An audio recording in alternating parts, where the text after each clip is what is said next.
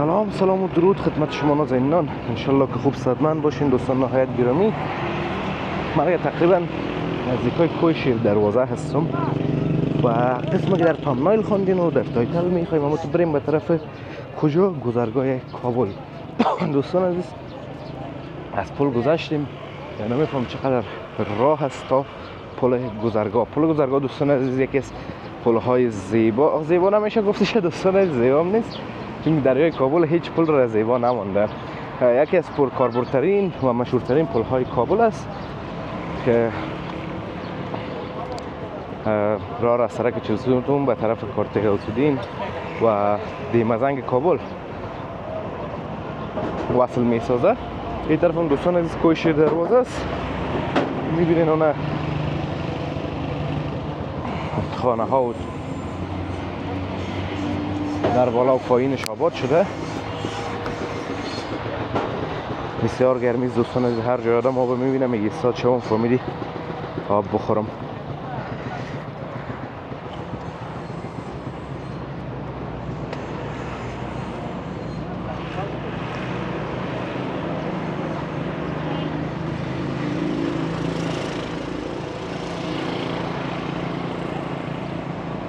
دوستان عزیز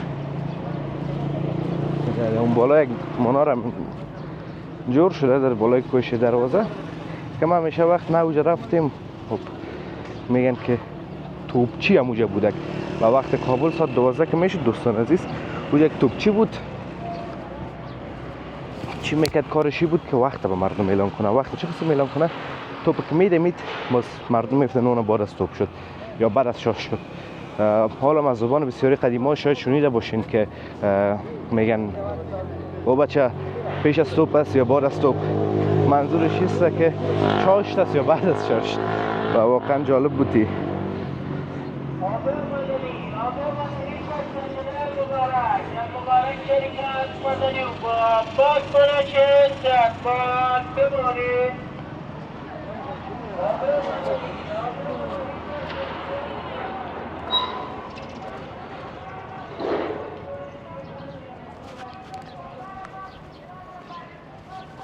تربوزه رو میبینین دوستان عزیز، اون در روی سرک میرن و میفروشن. این طرف هم چوب فروشی است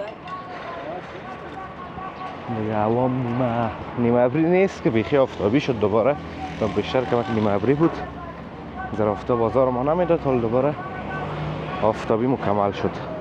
خب دوستان عزیز قسم گفتم این طرف چوب فروشی است، چوب میفروشن.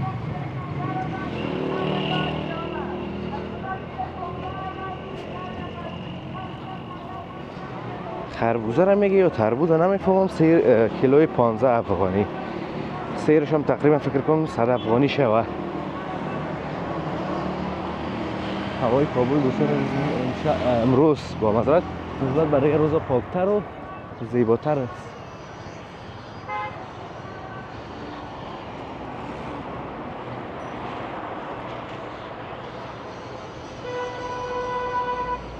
این دوستان از تربوز رو ببینین آوردن.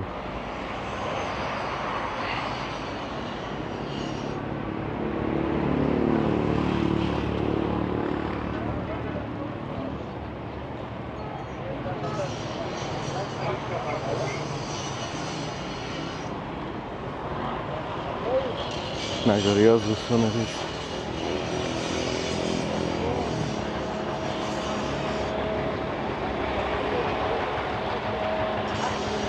اون سرای ماشینالاتشان هم میان دیگه کار کرده میرن. خوش به حالشان که برق دارن. طرف همینه این دوستا زیر زمین آفتاب هم میگه گفته ایرانی های عزیز لم دادن و چای میخورن و لذت میبرن. یک چیز مشترک در وجود فارسی زبان ها است، حال تاجیکا رو نمیفهم دوستان عزیز، ما افغانی ها و ایرانی ها در بلندترین درجه حرارت در طول روز چی خوششان میه؟ فقط چای. هوا فرق نمیکنه 35 درجه باشه 40 درجه یا 42 درجه بیارین چای میگه که گرمی را گرمی میور داره و واقعا جالب است که گرمی را گرمی میور داره. این دوستان عزیز کار رو ببینید، از کار خود این تا آدم باید لذت ببره. قرار یک جایی که زرنج خود استاد کرده در یک زیر درخت لم داده و هم چای میخوره و هم میفروشه و هم لذت میبره. حالا از دلش ما خبر نیست که چی مشکلات داره، اما از ظاهرش خوشحال به نظر میرسید.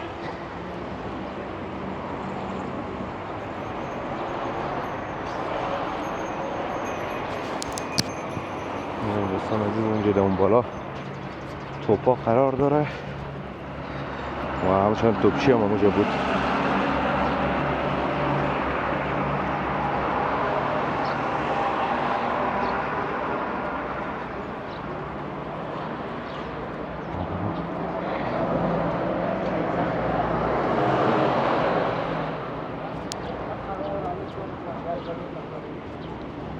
وقت تربود از دوستان عزیز بگیرین و برین چکر بزنین و لذت ببرین از این وقت سال که دیگه وقت سال پیدا نمیکنین.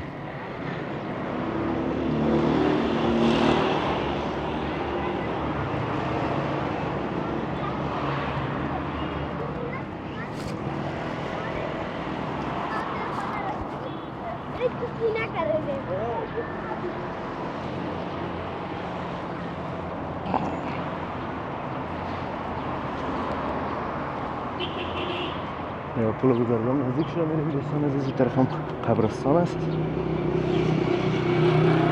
در دامنه کوه ساخته شده.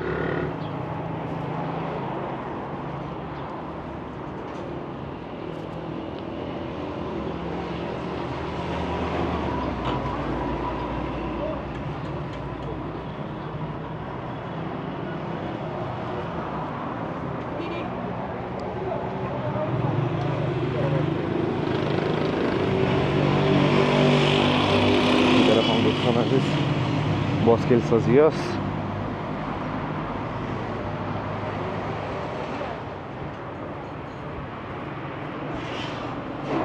روغنیات و باسکل سازی.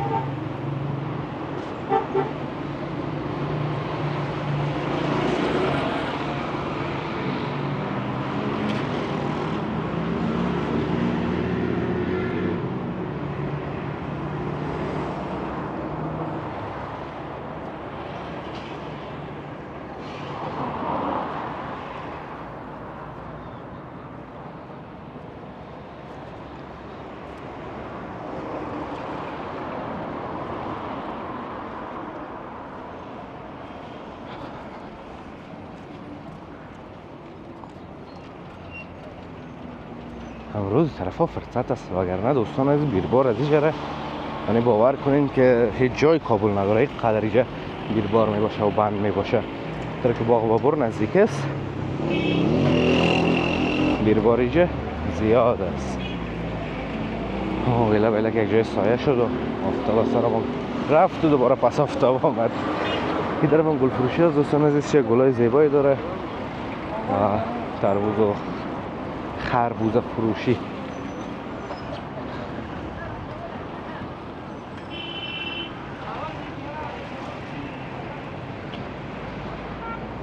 کابل خارواره دوم ناحیه ریاست.